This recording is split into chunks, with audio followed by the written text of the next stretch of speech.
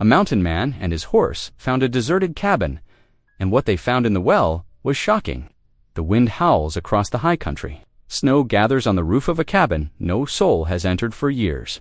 But when a lonely wanderer lowers a bucket into the well, what rises is no water, but a locked chest. Inside letters, a baby's blanket, and a deed that could change everything. But this discovery is no blessing, it's a curse.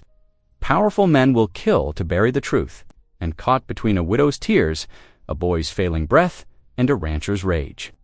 The mountain man must choose: keep silent or fight for justice with nothing but his faith and his courage. As a church bell tolls hooves, thunder, a town holds its breath.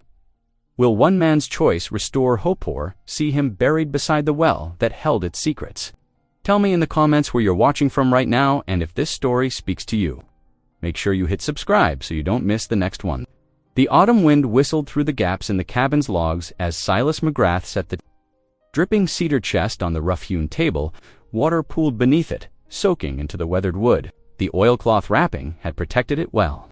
Though the edges were frayed from years under water, Silas ran his calloused hands over the chest's surface. Feeling the smooth cedar beneath the cloth, the craftsmanship spoke of care, dovetailed, corners and brass fittings that had turned green with age. His fingers found a small brass latch, still solid despite its time in the well. The fire crackled in the hearth, casting dancing shadows on the cabin walls. Outside, Bramble nickered softly in response to a distant coyote's call. Silas glanced at the window, where fat snowflakes had begun to fall against the darkening sky.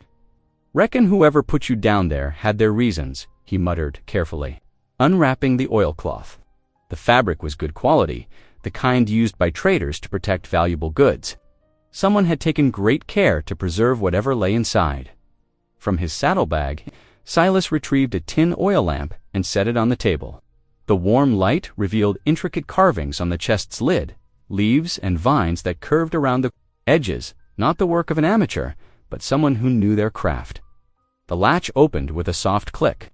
Silas paused, aware that he was about to intrude on someone's private affairs. In his 20 years as a mountain man, he'd learned that secrets often carried weight and sometimes danger. But the chest had been abandoned, left to the water and darkness. Perhaps its contents needed to see light again. He lifted the lid slowly. The hinges creaked, protesting years of disuse. Inside, wrapped in more oilcloth, lay several bundles. Silas carefully lifted out the first one, noting its weight and solid feel. As he unwrapped it, the lamplight caught the gleam of silver. A photograph frame emerged, tarnished but intact.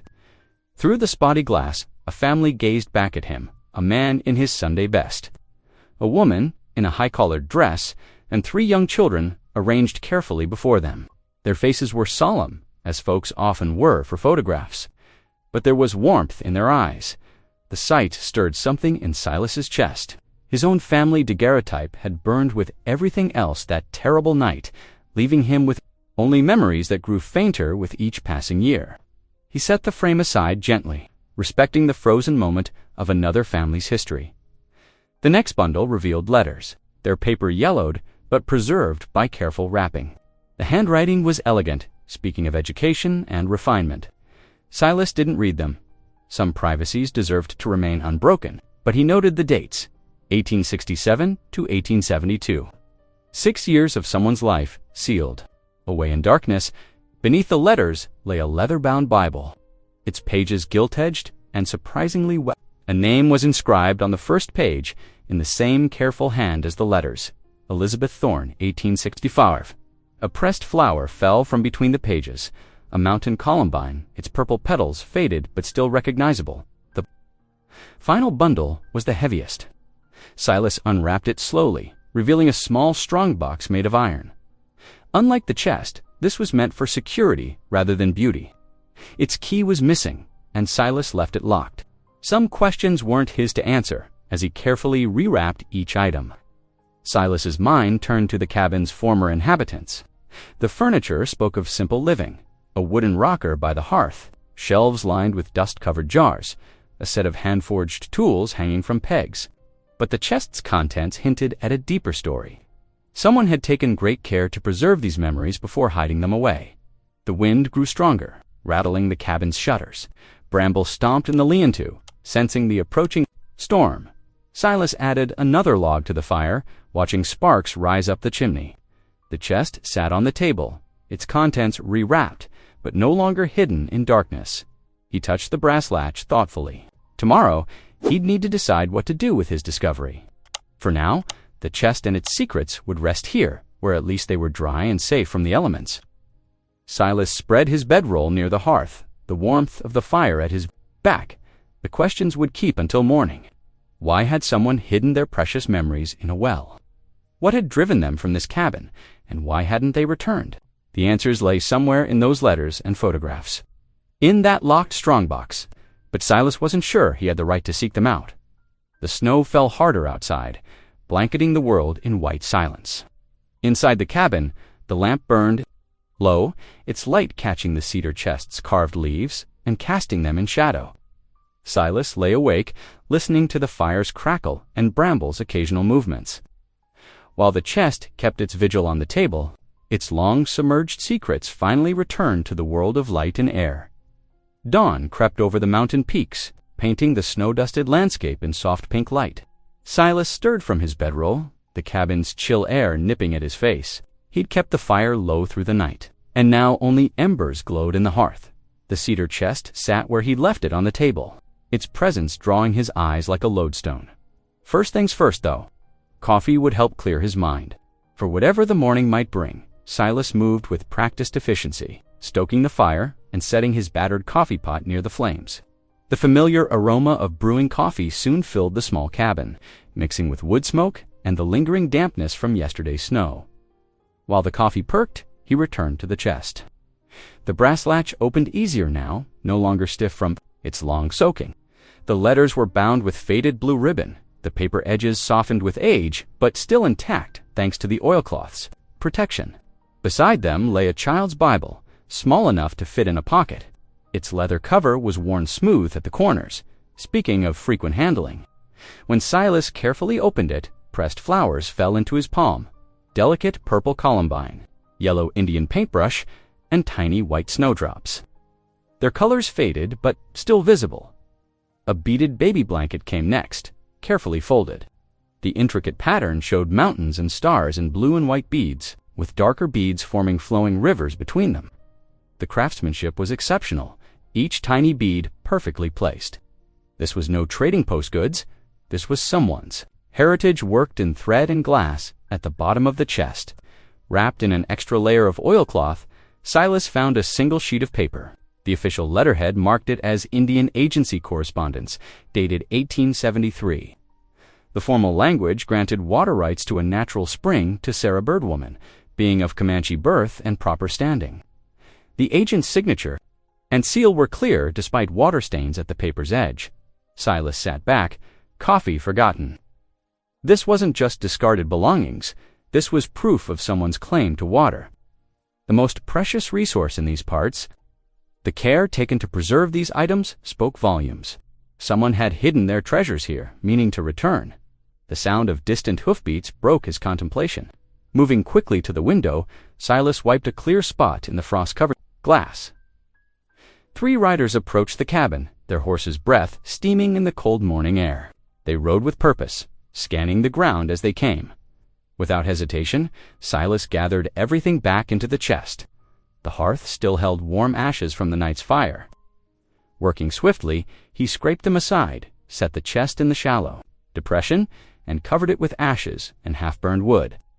Just as he straightened up, boot steps sounded on the cabin's porch. The door creaked open. 3 men filled the doorway, dressed in ranch gear. The leader, a hard-faced man with a silver-streaked mustache, took in the cabin's interior with narrow eyes. "Mornin'," he said, not quite friendly. "Didn't expect to find anyone up here." Silas nodded, keeping his stance relaxed, just waiting out the weather. "Coffee's hot if you're interested. The second man, younger and wearing a foreman's vest, stepped inside. "Been tracking through these hills 3 days now." He glanced at the well through the window, checking all the old homesteads, looking for strays.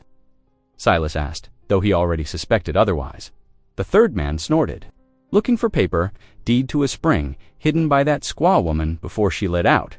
He spat the words with casual contempt. You've seen anything like that, old-timer?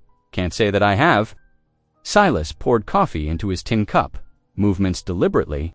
Slow found the place empty when I rode in last night. The men moved through the cabin, checking corners and shelves. Their casual manner couldn't hide their thoroughness. The leader paused by the hearth, and Silas felt sweat prickle between his shoulders, despite the morning chill. Well, keep an eye out, the foreman said finally. That deed shows up. There's reward money waiting at the Double Bar Ranch. He touched his hat brim, much obliged for the offer of coffee, but we've got ground to cover. Silas waited until their hoofbeats faded before letting out a long breath. The chest's contents felt heavier now, weighted with new understanding. Someone named Sarah Birdwoman had legal claim to water in these hills, valuable enough that men were still searching 5 years later. He stared at the ash-covered hearth, unease settling in his gut. The chest wasn't just a curious find anymore, it was dangerous proof of someone's rights, and he was now caught up in its story whether he wanted to be or not.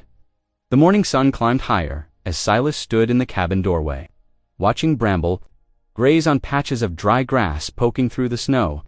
His horse's quiet presence and steady movements helped settle his troubled thoughts.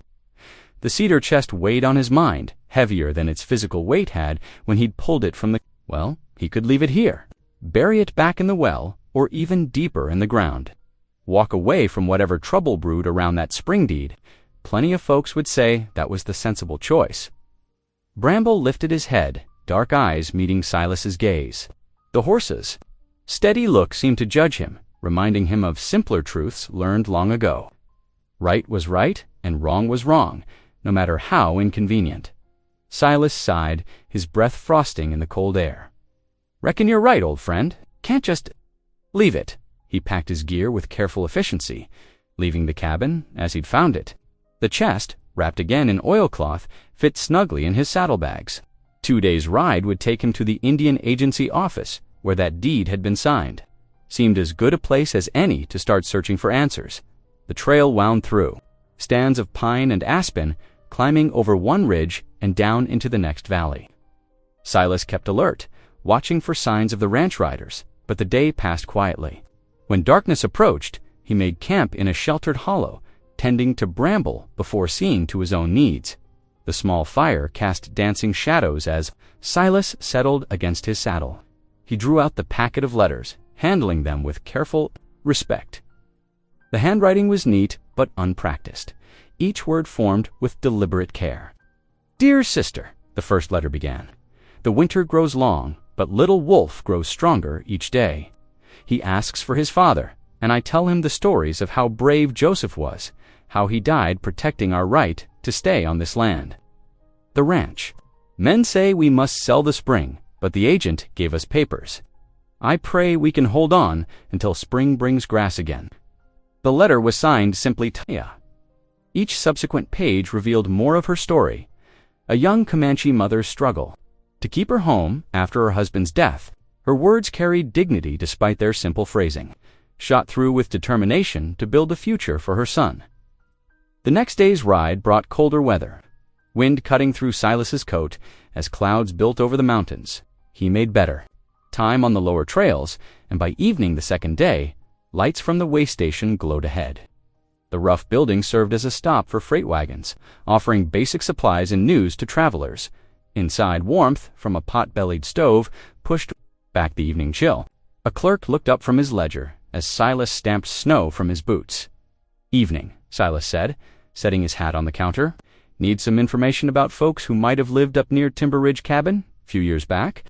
Comanche woman and her boy. The clerk's face changed, something like old anger crossing his features. You mean Taya and little Joseph? Remember them well enough.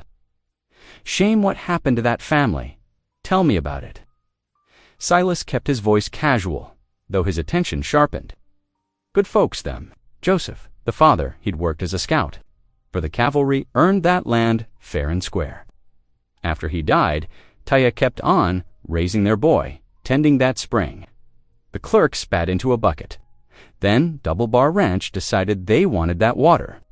couldn't run her off legal on account of her deed, so they poisoned her well instead. Claimed it was an accident, with some dead cattle upstream, but everybody knew better. Silas felt his jaw tighten. What became of them? Taya and the boy left before winter set in. Word was they headed south, toward her mother's people. Haven't heard tell of them since. The clerk shook his head. Law don't work the same for everybody. Seems like that night, lying in the way station's basic lodging, Silas stared at the rough-hewn ceiling.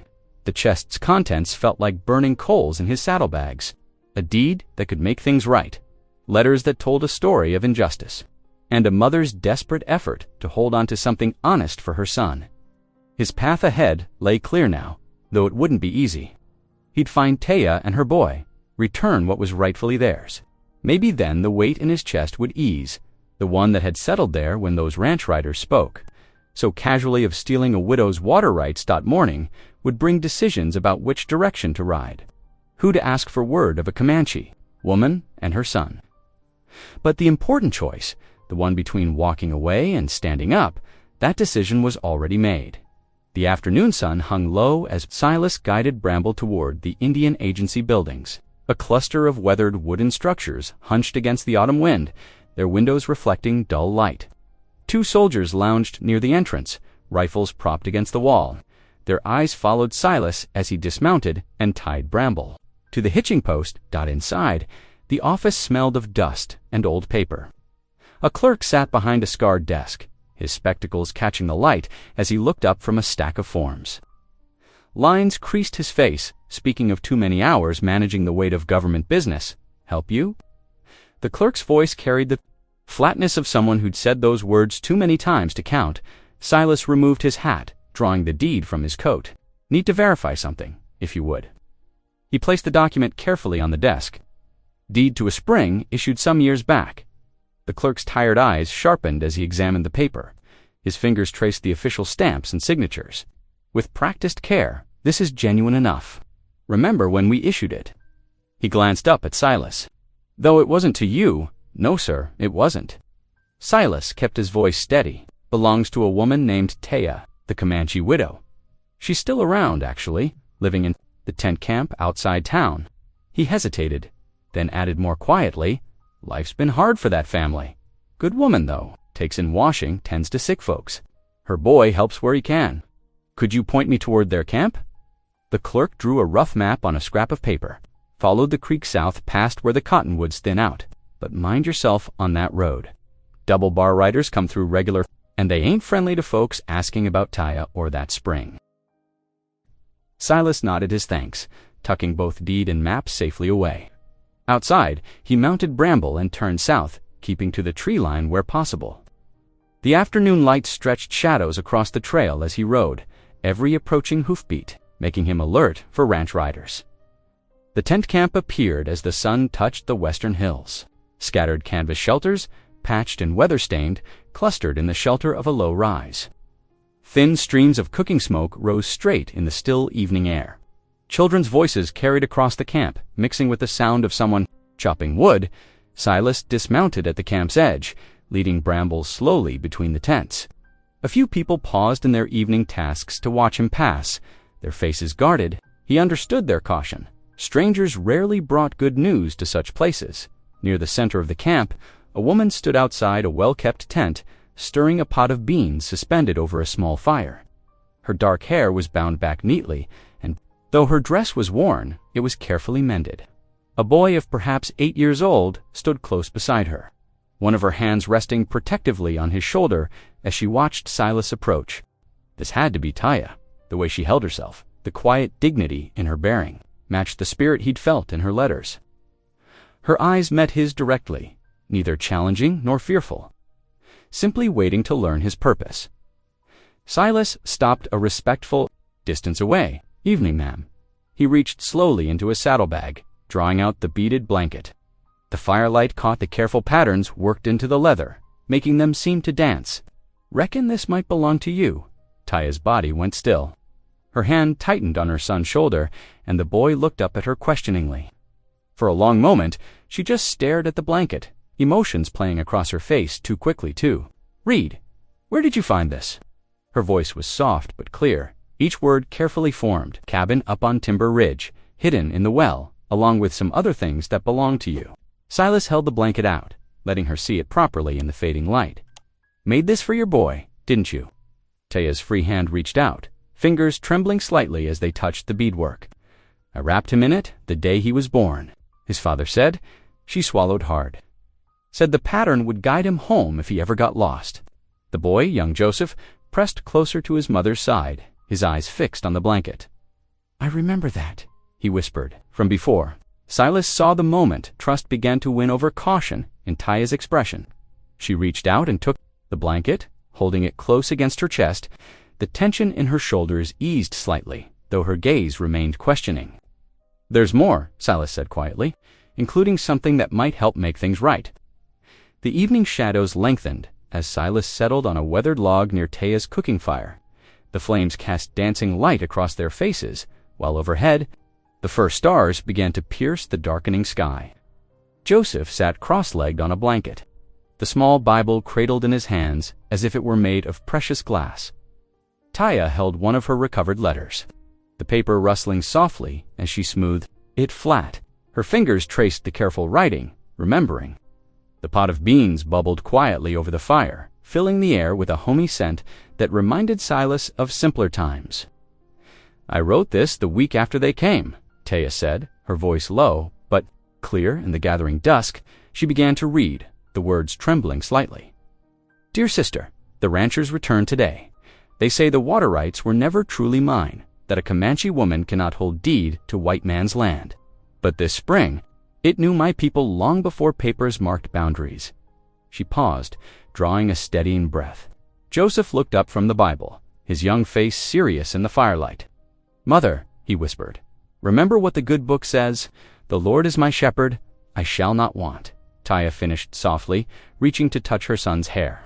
You remember well, little one. Silas leaned forward, his elbows resting on his knees. Tell me what happened at the spring, he said gently.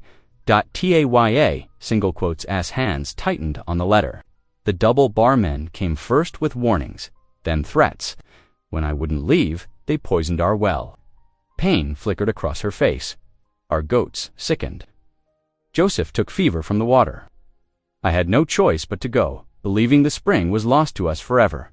The deed still holds weight, Silas said firmly. I checked with the agency clerk. Your claim is legal and binding. No rancher can take that from you. Legal means little when might makes right, Taya responded, bitterness edging her words. Papers didn't stop them before. A soft nickering interrupted them. Bramble had wandered closer to their fire, drawn perhaps by the warmth or the smell of cooking. The big horse stretched his neck toward Joseph, nostrils flaring gently. The boy's face lit up as Bramble's velvet muzzle brushed his shoulder. He likes you, Silas observed, noting how the tension eased from Taya's shoulders as she watched her son carefully stroke the horse's nose. Bramble's a good judge of character. What would you suggest? Taya asked after a moment, her voice thoughtful. Even with the deed, the double bar won't simply step aside. I can speak for you at the judge's office, Silas offered. Tell how I found the deed. Verify your claim. My word as a white man might carry weight with them, much as that galls me to say. Taya stood, her shadow tall against the firelight. No, she said firmly, not alone. When Silas looked up questioningly, she continued, If we go to the judge, I must stand beside you. My dignity, my people's dignity, requires that I speak for myself. I won't hide behind another's voice, even one who means well. Silas nodded slowly, respect deepening. Reckon you're right about that. A person should stand for their own truth. Then we are agreed, Taya asked, studying his face in the flickering light. You'll help me claim what's rightfully mine, but as an ally, not a savior. Yes, ma'am, Silas replied simply. We can ride into town at dawn, if that suits you. Joseph looked up from where he still petted Bramble. Can I come too, mother, please? Taya considered her son thoughtfully. T.S., she decided, you should see this. Should know that justice, though slow, can still come. She turned back to Silas. We'll be ready at first light. The fire crackled softly between them as they settled into companionable silence. Joseph opened the Bible again, his small voice carrying clearly as he read favorite verses. Taya stirred the beans one last time and began ladling them into tin bowls, offering the first to Silas with quiet grace as they ate. Silas watched mother and son, noting the strength that ran deep in both of them. Not just survival, he realized, but dignity kept alive like a banked fire through the darkest nights.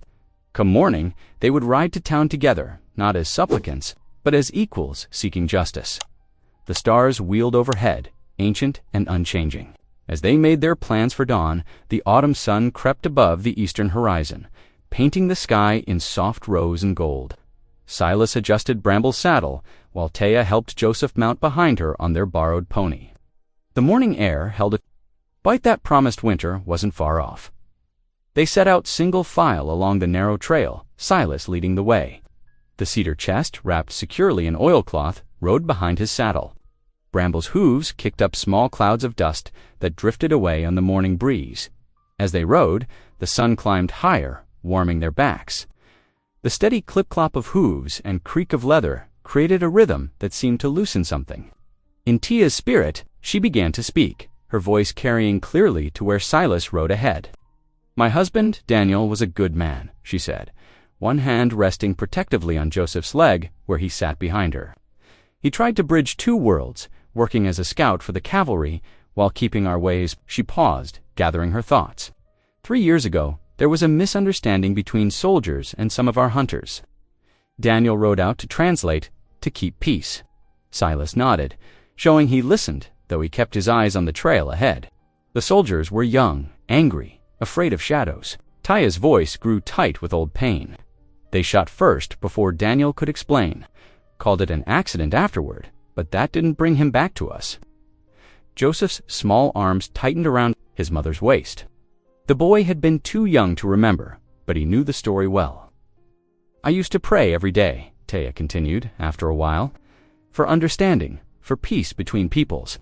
But lately," she looked down at her hands on the reins, "lately the words don't come so easy. When they poisoned our well, took our home, I wondered if anyone listened.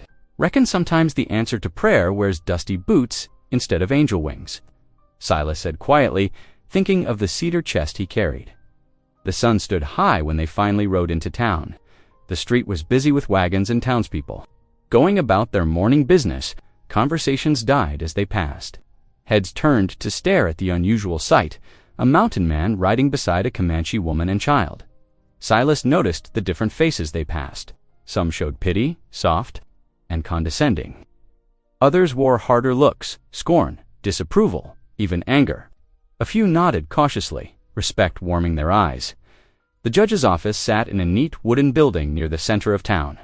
Silas helped Taya and Joseph dismount, then lifted down the cedar chest. They climbed the steps together, boots echoing. On the wooden boards, inside, afternoon light streamed through tall windows, catching dust motes in golden beams. The judge, a gray-haired man with wire-rimmed spectacles, sat at his desk. Beside him stood Reverend Matthews, the local preacher. Deep in conversation, both men looked up as Silas and Taya entered. Joseph pressed close to his mother's side, clutching the small Bible they'd found in the chest. "Your Honor," Silas said, setting the chest on a nearby table. "We've come about a matter of water rights." The judge peered at them over his spectacles. While Silas carefully unwrapped the chest, he explained how he'd found it, then produced the deed. The judge examined it closely, lips moving as he read.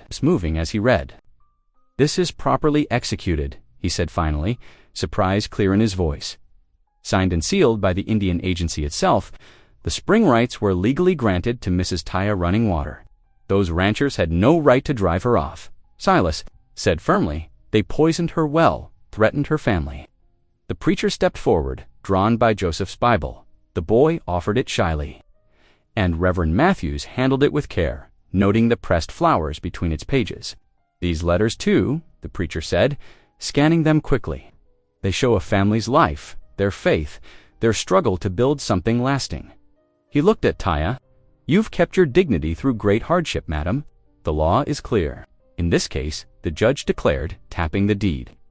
These water rights were properly granted and never rescinded. No one had authority to seize this property. Justice and mercy should walk hand in hand. Reverend Matthews added. When we fail to uphold the rights of the weakest among us, we diminish our own humanity. Taya stood straighter, her eyes bright with unshed tears. For the first time since losing her home, hope bloomed in her heart. She felt Joseph's small hand slip into hers and squeezed it gently. The judge reached for his pen. Let me write an order, restoring your rights, Mrs. Running Water. No one will legally dispute your claim after this. Silas watched Taya's face as the judge's pen scratched across paper. The morning's long ride, the weight of her story, the stares of townspeople all had led to this moment of vindication, though challenges likely still lay ahead. Justice had finally begun to turn in her favor. Word spread through town like wildfire. After the morning's events at the judge's office, by afternoon, the streets hummed with talk of the upcoming hearing. Shopkeepers gathered in doorways, sharing opinions in hushed voices. Women paused their errands to discuss the news over garden fences. Outside the general store, Silas kept a watchful eye while Taya purchased supplies with the few coins she had saved. Through the store's dusty window, he could see townsfolk's reactions to her presence. Some turned away, faces hard with disapproval. Others offered small nods of acknowledgement. My grandpa homesteaded here, an older woman said to her friend as they passed. Lost 2 children before we found clean water? No one should suffer that, Indian or not. But them ranchers need that spring for their cattle, her companion argued. What about their rights? Silas shifted his weight, keeping Bramble between Taya and any unfriendly looks. The horse's solid presence seemed to comfort her as she emerged from the store. Clutching a small paper sack of cornmeal, they made their way back to the camp outside town, where other displaced families had erected canvas shelters. The afternoon sun beat down harsh and hot, despite the season. Joseph sat quiet in the shade of their tent, his usual energy dampened. You feeling poorly, son? Silas asked. Noting the boy's flushed cheeks, Taya knelt beside Joseph, touching his forehead. He helped fetch water this morning, she said, worry creasing her brow. The creek near camp runs muddy now. As if to confirm their fears, Joseph doubled. Over in a fit of coughing, the sound rattled deep in his chest, and Taya's face went pale with concern. That water ain't fit to drink, Silas said, already reaching for his canteen. There's a clean creek I passed yesterday, about an hour's ride. North I'll fetch some fresh. The ranchers watched that water too, Taya warned, but Silas was already mounting Bramble.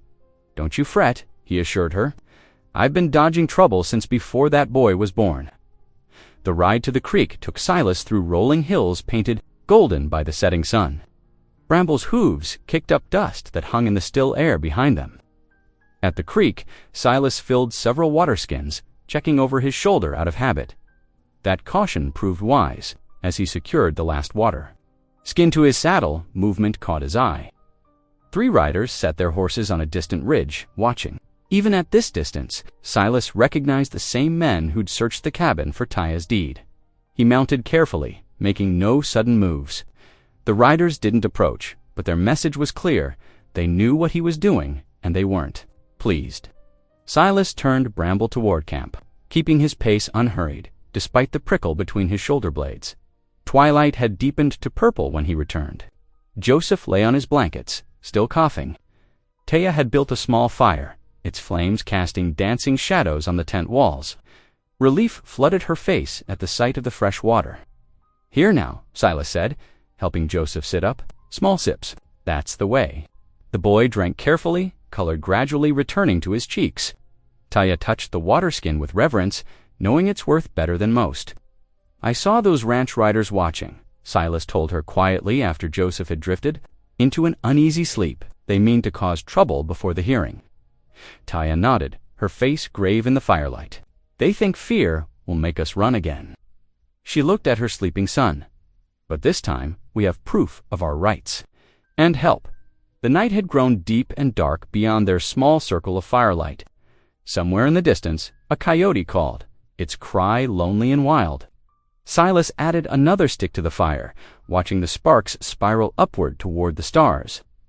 My mama taught me to pray in 2 languages, Taya said softly.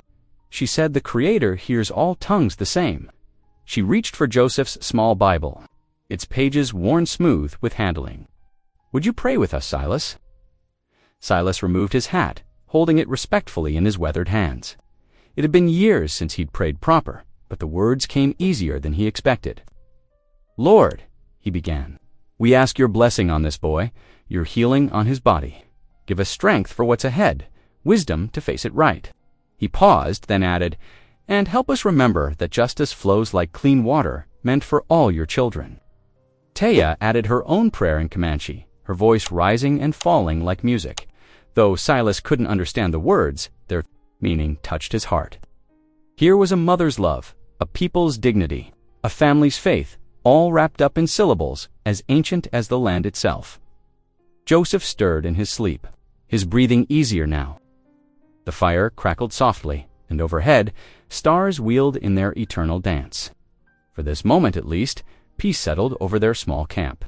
But Silas kept his rifle close, knowing tomorrow would bring its own battles. Dawn painted the sky in streaks of pink and gold as Silas rode Bramble toward his cabin. The morning air held a bite of frost, making his breath cloud in white puffs. He needed to gather his winter gear and give Bramble a proper rest before the hearing.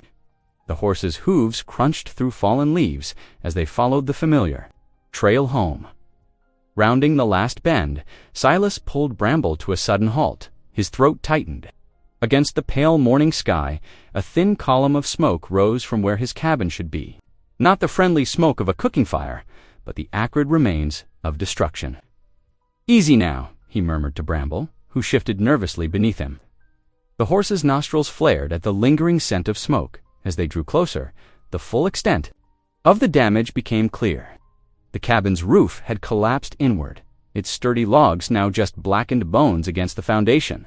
Wisps of smoke still curled from the ruins, speaking to how recently the fire had burned. The smell of ash and scorched wood hung heavy in the air. Silas dismounted slowly, his boots crunching on scattered chunks of charred wood. Everything he owned had been inside his mother's silver spoon, the journal he'd kept for 15 years, the worn Bible that had seen him through lonely winters, all gone now, reduced to ash and memory.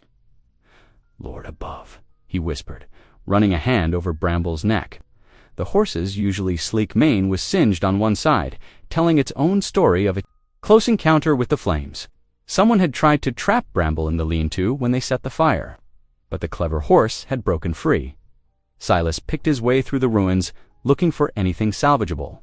His tin coffee pot lay twisted and blackened near where the hearth had been. The chair he'd made last spring was now just scattered chunks of charcoal. But what made his heart sink lowest was the space beneath the hearthstones where he'd hidden Taya's cedar chest, empty, kneeling in the ashes. Silas scooped up a handful, letting the gray powder sift through his fingers. All the proof of Taya's claim to the spring, the deed, the letters, her son's Bible with its pressed flowers, gone, stolen by men who would destroy a widow's hope as easily as they'd burned down his home. "Damn my carelessness," he muttered, angry at himself for not finding a safer hiding place. He should have known the ranchers would search again, should have taken better precautions. Now Taya and Joseph might lose everything because he'd failed to protect their proof. Bramble nickered softly, nudging Silas's shoulder. The horse's gentle reminder pulled him from his dark thoughts. Standing, Silas brushed the ash from his hands and surveyed the destruction one last time. The ranchers had meant to break his spirit, along with his home, scare him away from helping Taya instead. Their cruelty only strengthened his resolve. With nothing left to salvage, Silas led Bramble away from the smoking ruins. They needed to make camp before dark, and his horse needed tending. The afternoon sun cast long shadows as they found a sheltered hollow near a small stream. Silas unsaddled Bramble, taking extra care as he checked the horse for any burns or injuries from the fire.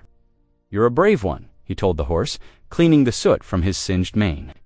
Smarter than those men reckoned on, too. As night settled over the land, Silas built a small fire. He had nothing but what he carried in his saddlebags. No blanket, no coffee pot, no extra ammunition. But he still had Bramble, his rifle, and most importantly, his word to Taya and her boy. Stars appeared one by one in the darkening sky as Silas leaned back against his saddle. The night wind carried the lonely call of a whippoorwill, reminding him of other nights spent under open sky. He'd survived with less before. What mattered now was seeing justice done.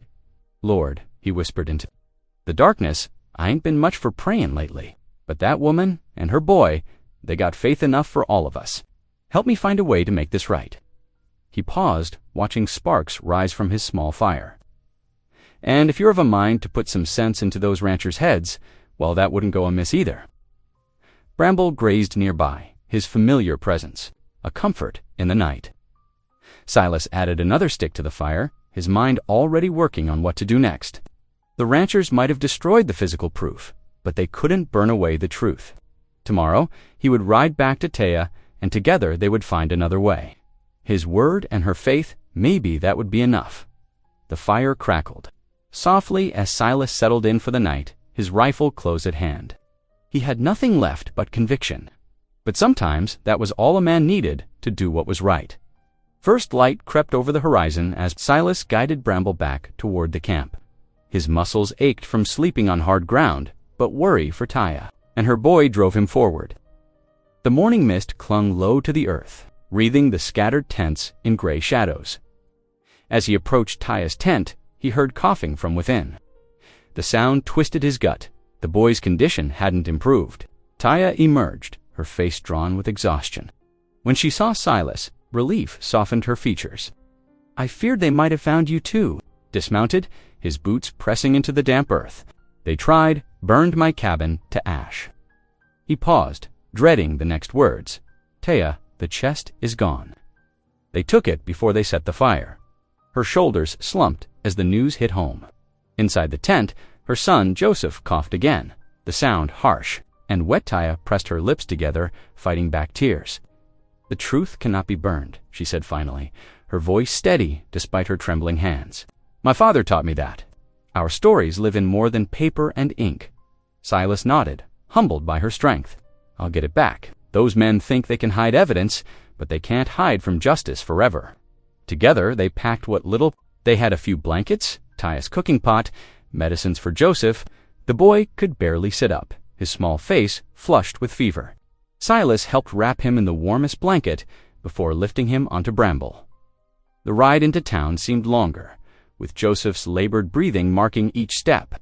Townspeople paused in their morning routines to watch the strange procession: the mountain man, the Comanche woman, and the sick child.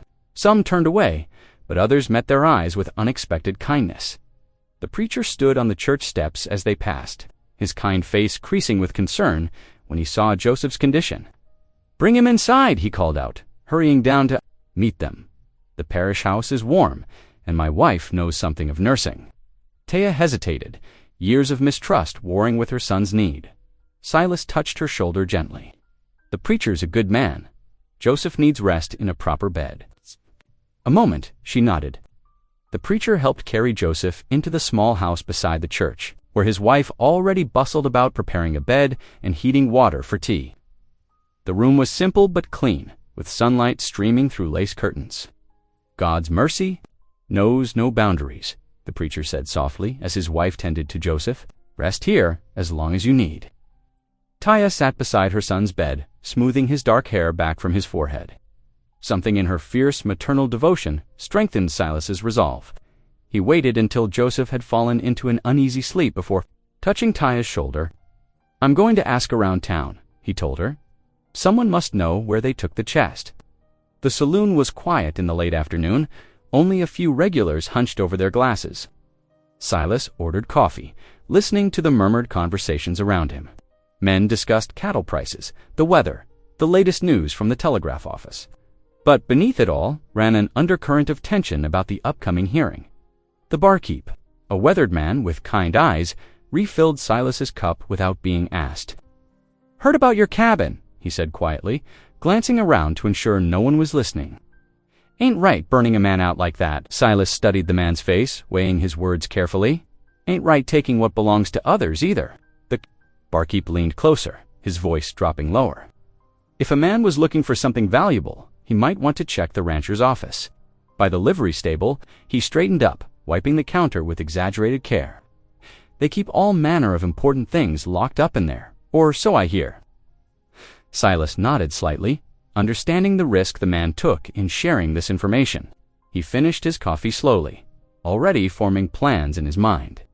The livery stable sat at the edge of town, its weather-beaten walls casting long shadows in the evening light as he walked back to the parish house. Silas noticed ranch riders watching from across the streets. They made no move to approach, but their presence sent a clear message. They thought they had one, that burning his cabin and stealing the chest would end this fight. Silas allowed himself a grim smile. They had badly misjudged both him and Taya. Sometimes the Lord's work required a man to be as wise as a serpent, even while remaining as gentle as a dove. Tonight, he would need to be both. Night settled over the town like a heavy blanket, bringing with it a stillness broken only by distant coyote calls. Silas led Bramble quietly through the shadows between buildings, keeping to the darkest patches. Where moonlight couldn't reach, the horse's hooves, usually loud on packed earth, fell softly as Silas guided him with gentle pressure on the reins. Near the livery stable, Silas tied Bramble to a hitching post in a sheltered alcove. "Stay quiet. Now, old friend," he whispered, patting the horse's neck. Bramble nickered softly in response, as if understanding the need for silence. The rancher's office stood apart from the livery, a squat building with a single window glowing yellow in the darkness. Silas crouched low, moving like a shadow across the open ground. His years in the mountains had taught him how to move without being seen. Each step placed with deliberate care at the corner of the building. Silas pressed his back against rough wooden boards. The night air carried the scent of tobacco smoke and lamp oil. A crack between the wall planks offered a narrow view inside. Silas held his breath and peered through. The rancher sat at a desk, his face illuminated by a kerosene lamp. His fingers moved over papers spread before him, counting and sorting. Beside him, the cedar chest lay open, its contents scattered across the desktop. The sight of those precious items treated so carelessly made Silas's blood run hot. His hand moved to the pistol at his hip, fingers curling around the familiar grip. One shot would end this now. But Taya's words echoed in his mind, her prayers for peace, her quiet strength in the face of violence. He remembered her son Joseph, sick in bed at the parish house, and how revenge would solve nothing. Silas released his hold on the pistol. Violence bred only more violence. He'd seen enough of that in his years on the frontier. Instead, he settled in to wait. Watching through the crack as the rancher finished his counting dot minutes stretched like hours until finally the rancher gathered his coat. The lamp flickered out, plunging the office into darkness. Silas pressed deeper into the shadows as boot steps crunched on gravel, heading toward the distant glow of the saloon. When the sound faded, Silas moved. The door lock was simple, the kind meant to keep honest men honest. With practiced hands, he worked it open and slipped inside. Moonlight through the window provided just enough light to see. The cedar chest still sat open on the desk. Silas worked quickly, gathering the scattered papers. His fingers found the deed first, then the small Bible with its pressed flowers. Letters crinkled as he collected them, each one a piece of Taya's story. He placed everything back in the chest with careful reverence. The door hinges creaked as he stepped outside, making him freeze. For a heartbeat, all was silent. Then came the sound of horses approaching, riders making their evening rounds. "Hey, who's there?" A sharp voice cut through the darkness. Silas clutched the chest tight and ran. Behind him, boots hit dirt as riders dismounted. He could hear their heavy steps pursuing, closing the distance. A hand grabbed his jacket. Silas spun, the chest held, tight in his left arm. The ranch hand's fist swung wide. Silas ducked under it, driving his shoulder into the man's chest. They both went down hard. The second rider was closing in. Silas rolled, shoving his opponent away. His elbow caught the man's jaw, sending him sprawling. Without waiting to see if he would rise, Silas scrambled to his feet. "Bramble!" he called, running for the hitching post. The horse was already pulling against his reins. Sensing trouble, Silas vaulted onto Bramble's back, chest secured in one arm. He kicked free the reins just as shouts erupted behind him. Bramble needed no urging. The horse leaped forward, powerful, muscles bunching as he ran. They thundered down the dark street, past sleeping houses and closed shops. Behind them, Silas could hear the riders remounting, giving chase. But Bramble was fresh and fast. And Silas knew these trails better than any ranch hand. They plunged into the darkness beyond town, where the road disappeared into wild country. Bramble's sure feet found the path carrying them away from pursuit and toward safety. The sounds of the chase grew fainter until only the rhythm of hoofbeats and the whisper of wind remained. Silas held the chest close, feeling its solid weight against his ribs. Inside were the proof of Taya's claim and the memories of her family, saved not by violence, but by patience and resolve. The night wrapped around them like a protective cloak as they rode on. Guided by starlight and conviction, dawn painted the eastern sky in gentle strokes of pink and gold as Silas rode into the camp. His clothes were dusty from the night's ride, but triumph shone in his eyes. The cedar chest, safely cradled in his arms, represented more than just papers and keepsakes. It held a family's future. Taya stood outside her tent, dark eyes wide with disbelief as Silas dismounted. The preacher, who had arrived early to check on her sick boy, stepped forward to steady Bramble's reins. Silas carried the chest to where Taya waited, setting it carefully on a rough wooden table near her cooking fire. "You found it," Taya whispered, her fingers hovering over the familiar wood grain. "I feared it was lost forever." "The Lord provides ways," Silas said softly, opening the lid. Taya's hands trembled as she lifted out the beaded blanket. She pressed the soft fabric to her chest, tears spilling down her cheeks. The morning light caught the tiny glass beads, making them sparkle like dewdrops. Her son Joseph, pale but awake, emerged from the tent and pressed against her side. "Mama's blanket," the boy said, touching one corner with reverent fingers. "The one grandmother made for me." The preacher stepped closer, watching as Taya showed Joseph the pressed flowers in the small Bible. "These documents deserve to be seen by all," he said. "Our congregation gathers every Sunday. Perhaps that would be the proper time to present." "Your claim?" Silas nodded slowly. "The whole town together, no secrets, no shadows." "The judge agrees," the preacher continued. "He suggested as much when we spoke yesterday," said public witness ensures fair dealing. He smiled kindly at Taya. "Many hearts might soften when they hear your story." Sister Taya straightened her shoulders, dignity evident in every line of her bearing.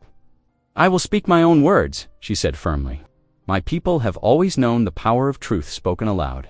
The morning passed in careful preparation. Taya and Joseph sorted through the letters, arranging them in order. The preacher made notes for his introduction, while Silas tended to Bramble and kept watch for any sign of the ranch riders. As evening approached, the air grew chill. Joseph's cough returned, reminding them all of the urgent need for clean water. Silas shouldered his axe, gesturing toward the sparse woods beyond the camp. "Best gather firewood before dark," he said. "That tent gets mighty cold at night." Taya set aside her mending and rose. "I will help," she said, for hands work faster. Then, too, they walked together through the scattered pine trees, gathering fallen branches.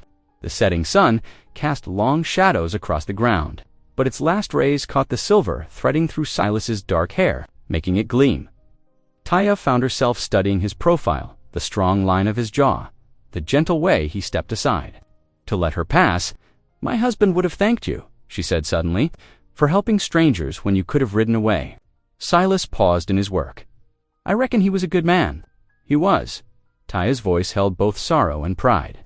"He taught me that courage isn't always about fighting. Sometimes it's about standing firm, speaking truth."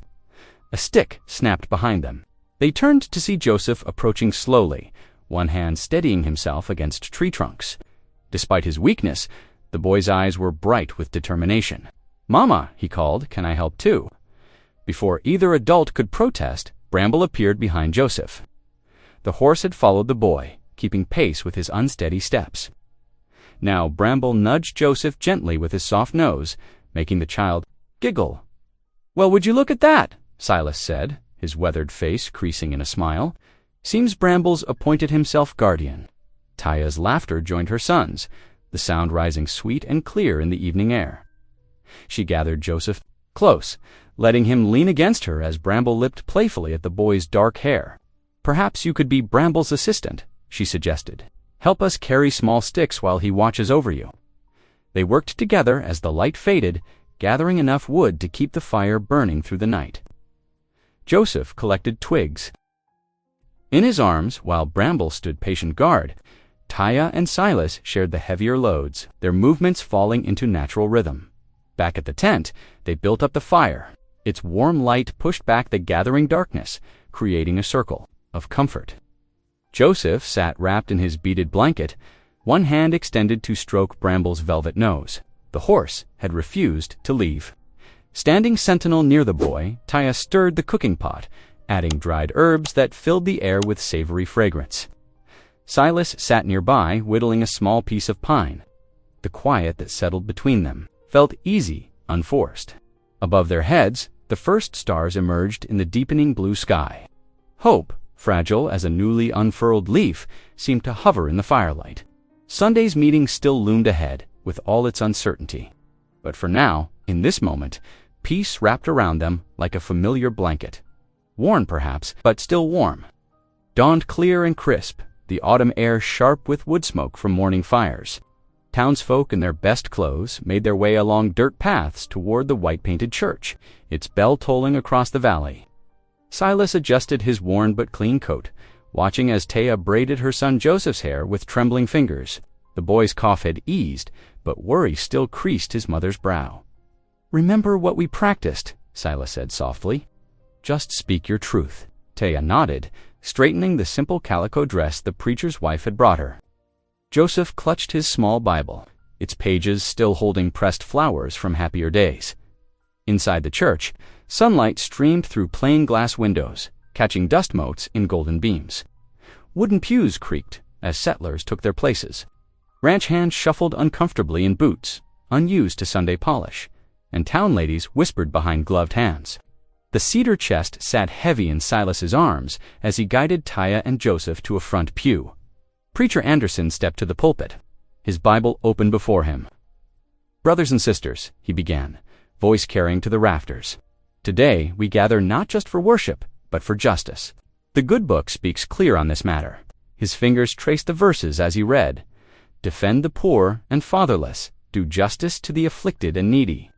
Murmurs rippled through the congregation. Silas watched faces in the crowd, some troubled, others curious, a few already hardening with resistance. At the preacher's nod, he rose and carried the chest forward, setting it carefully on the altar. The worn wood seemed to glow in the morning light as he withdrew the deed in Joseph's Bible. "Before you stands a matter of conscience," Preacher Anderson continued, "a legally granted claim, a widow's right, a child's future." He gestured to Taya. "Sister, will you share your story?" Taya rose slowly, her dark eyes steady despite her obvious nervousness. Joseph pressed against her skirts as she faced the congregation. Her voice, though quiet, carried clearly in the hushed church. 7 years ago, my husband and I were granted rights to the Springland. We built our home there, planted gardens, raised our son." Her hand rested on Joseph's shoulder. After the soldiers, she paused, steadying herself. "After my husband died, I continued working the land alone. The spring gave life to our gardens, clean water for our needs." She described the day ranch hands came, how they forced her family out, poisoned the well with dead animals. "My son grew sick from drinking tainted water in the camps," she said. "We had nowhere else to go." The silence in the church grew heavier. Several women dabbed at their eyes with handkerchiefs. A farmer's wife held her own child closer, face troubled. Suddenly, the church door banged open. Rancher Wade Matthews stormed down the aisle, face flushed with anger. "This is nothing but lies," he shouted. "That land's been ranch territory for generations. No Indian has rights to silence." Judge Harrison's voice cracked like a whip. The elderly judge rose from his pew, holding up one hand.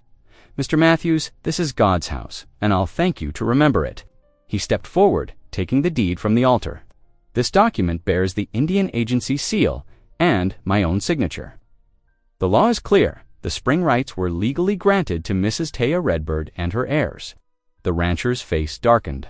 But before he could speak again, Preacher Anderson stepped between them. "Friends," he said, his voice gentle but firm, "we've all known loss. We've all faced hardship in this territory. But how we treat the widow, the fatherless, this is the measure of our Christian charity." He lifted Joseph's Bible, showing the pressed flowers. This child kept his faith even when driven from his home. Can we do less? Can we face our own children if we allow injustice to stand? Taya stood straight and dignified, one arm around her son. I ask only for what is rightfully ours, she said. The spring can support both my gardens and cattle. There is enough if we share with respect. An older settler woman stood suddenly. I remember when you helped my Tommy, she said. That fever last winter, your herbs saved my boy. None of us knew it was you living in such hardship. Others nodded, memories stirring of quiet kindnesses given despite poverty. The preacher looked out over his congregation. The choice before us is simple. Do we uphold what is legal and right? Do we show mercy as we hope to receive mercy? A slow wave of nods spread through the pews. The rancher's face twisted, but he found himself increasingly alone as former supporters looked away.